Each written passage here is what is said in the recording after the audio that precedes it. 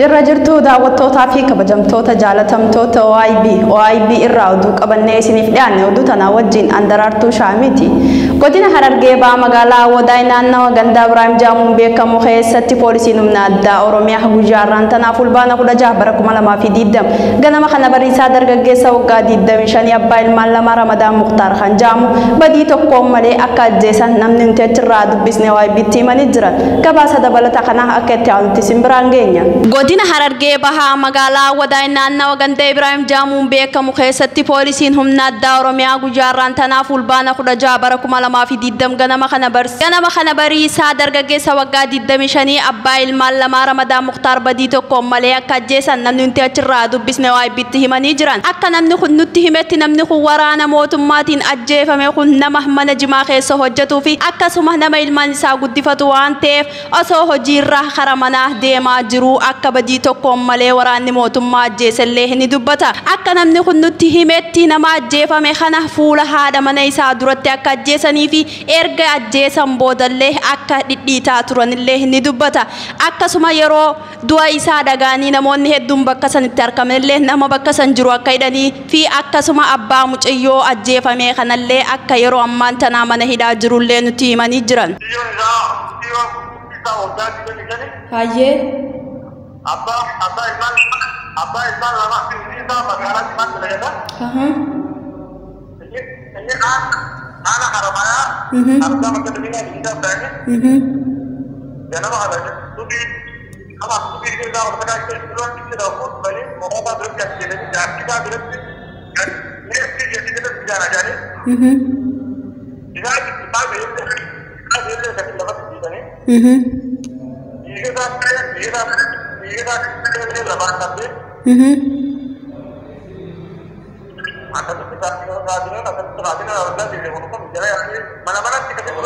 Dhaamsa qeeroo harar irraa nugee yeroo ammaan tanaa mootummaan gabroonfataan sirna nafxanyaatiin deeggaramu kun hidhaa fi ajjeechaa akkasumas saamicha uummata keenya irratti jabeessee itti fufee jira jechuun dhaamsa isaanii nu biraan gahan dhaamsa isaanii akka itti aanutti simbiraan geenya. Dhaamsa qeeroo harar irraa nugee yeroo ammaan tanaa mootummaan gabroonfataan sirna nafxanyaatiin deeggaramu kun hidhaa fi ajjeechaa akkasumas saamicha uummata Oromoo irratti gajjabeesseeti jira jechuudhaan dubbatan. Haaluma ammaan tana biyya keessatti deemaa jiru qeeroon harar akkasumas qeeroon Oromoo waan kana laaftuutti ilaallee qabsoo irraa yoo duubatti kan deebinu ta'e salphina hangana hin jaamneetu nu mudachuuf deemaa jechuudhaan dhaamsa isaanii dabarfatanii jiran. Tole ayyee hunda dura galatoomaa isin jechuun barbaada. Yaada koo kanarraa fuutaniif naaf yeroo keessaniif guddisee isin galateeffachuun barbaada. Haa ta'uutii haala ammaan tana uummanni keenya keessa jiru ilaalchisee yaada akka hawaasa baha Oromiyaatti maaltu tahaa jira maal irra jiranii ka jiru dubbachuudhaaf haalli amma jiru baay'ee ulfaataadha.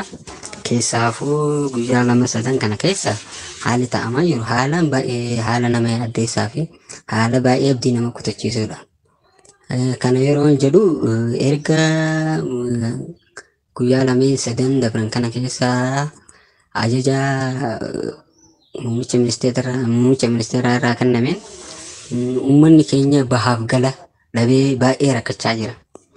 Kana keessatti keessaafuu baha Oromiyaa jechuun Harargeen wantoota garaagaraatiin kan beekamtuudha. Isin kana keessatti daldala garaagaraatiin uummanni keenya kanneen baadiyyaatis magaalaa dhaqanii waa gurguratanii yeroo deebi'anii kana keessatti uummanni keenya bahaaf gala rakkachaa jira.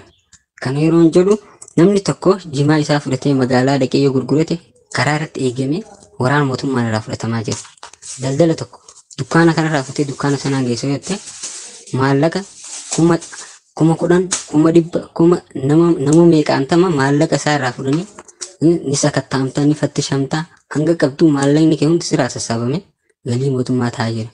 Maaliif mootummaan sirni amma jiru kun abdii kutannaadhaan abdii kutachuurraa kan ka'e uummata keenya abdii murachiisuudhaaf qabsoo teenya irraa laaffisuudhaaf waa hedduu waan hin taane waan ilmi namaa ni godhe jedhee hin eegamne hunda raawwachaa jira.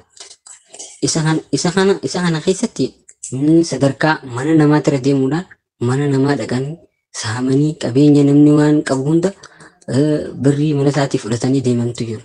Isa kana hunda kan ta'aa jiru mootummaan kun mootummaa naatoo uummata Oromootiif hin qabne ummata keenyaaf hin qabne ta'uu isaa nutti agarsiisaa jira.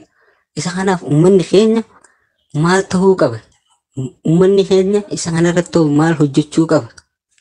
Kaja'u maaliif ummataa fi qeerroon walii wajjin walii galanii waa'ee kanarratti akkamitti hojjechuu qaban kaja'u beekuun barbaachisaadha. Maaliif mootummaan kun dhaabolee siyaasaattis ta'e wantoota garaagaraa yeroo garaagaraatti ajajandaan ta'anii nuuf idiin uumee qabsoo teenyarraa akka laafannu akka burjaajoonnu laafina garaagaraa akka nuyi itti uumamu hojjechaa jira.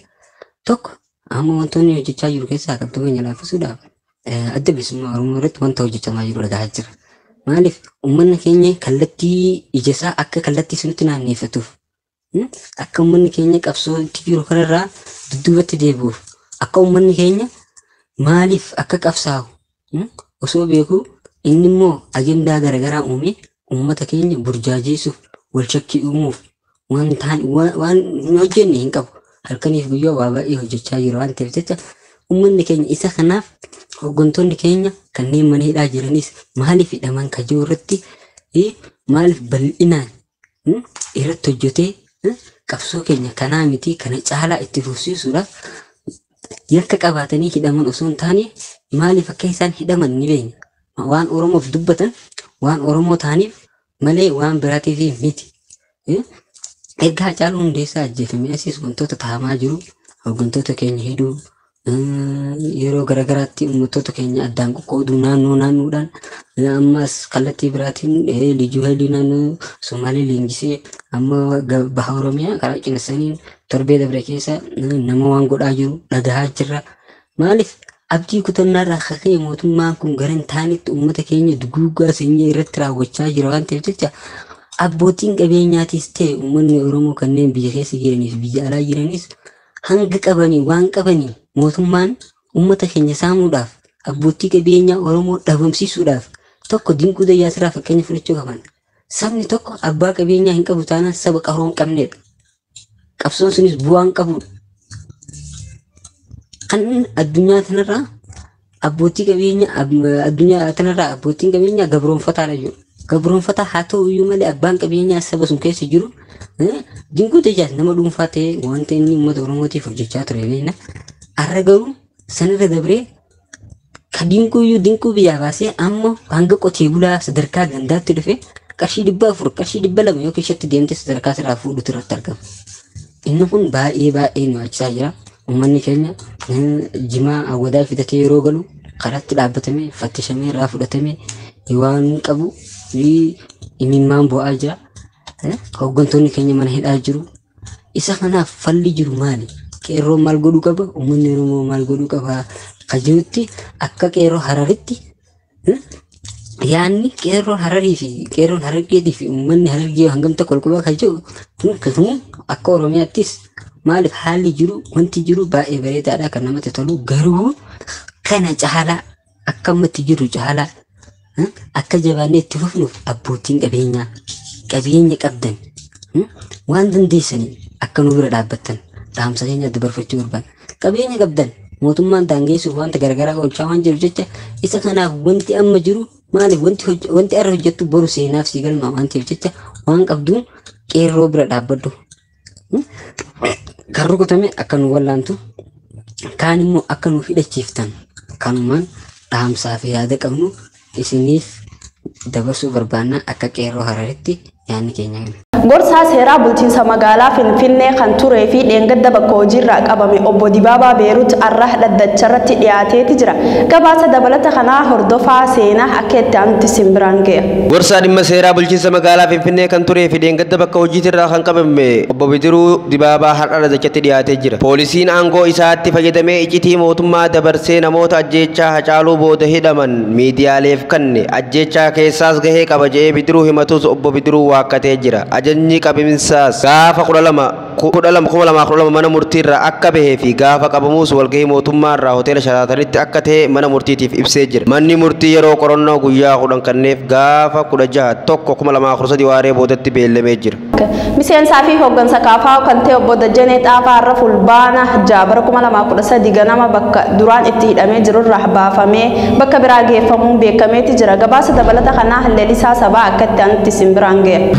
Obbo Dajanee Xaafaa bakka duraan itti hidhamee baafameeti jira. Hoogganaa kaafaa olaanaa kan ta'an obbo Dajanee Xaafaa har'a fulbaana 2013 ganama bakka duraan itti hidhamee turee baafamee jira. Maatiin ciree qabatanii bakkicha yoogaan achi baafamuu itti himamee mana hidhaa haara ijaaramee geeffamuu akka hin oolle poolisoonni maatitti himanii barbaacha hanga ammaatti taasifamee manneen hidhaa akka Qilixoo fi mana hidhaa haara naannoo kondominiyeemii Galaan gaditti ijaarame akka hin jirre beekameeti jira. Akkasumas galmeen isaa fi obbo Baqqalee Garbaa fi Jawaar Mohammad fa'aa wal fakkaatuuf maatiin achis deemanii gaafannaan achi akka hin jirre poolisiin moorichaatti himee jira. Obbo Dajanee mana murtii olaanaa federaalaatti himatamanii beellamaan jiraachuu beekamaadha. Ta'us hanga ammaatti eessa akka jiru beekamuu dhabuu itti dhiyeenyaan namni hordofaa jiru Firaa'ol dabalataa fuulbarruu isaarratti maxxanseeti jira. Lammiileen Itoophiyaa 247 tahan Suudi Arabiyaa irraa biyyatti deebi'anii jira. Ministeerri dhimma alaa Itoophiyaa ara lammiileen Itoophiyaa 274 Suudi Arabiyaa irraa gara biyyaatti deeffamuu ibseeti jira. Gabaasa dabalata kanaa Ra'iis Mahammad akka itti aanutti simbiraan ga'e. 274 Suudi Arabiyaa irraa biyyatti deebi'an. Ministeerri dhimma alaa Itoophiyaa irraa lammiilee 274 Suudi Arabiyaa irraa gara biyyaatti deeffamuu ibse. Lammiileen biyyatti deebi'an buufata xiyyaaraa idil addunyaa boolee ga'aniiru. Torban darbe keessa mootummaan Itoophiyaa kaffaltii imala xiyyaaraa mootummaa Suudi Arabiyaa baaseen haadholii fi daa'imman 174 ta'an biyyatti deebiseera. Lammiileen Itoophiyaa kumaatamaan lakkaa'aman jireenya fooyya'aa barbaacha biyyaa ba'an yeroo ammaa manneen hidhaa Suudi Arabiyaa keessatti guddaa rakkachuu irra deddeebiin himatu.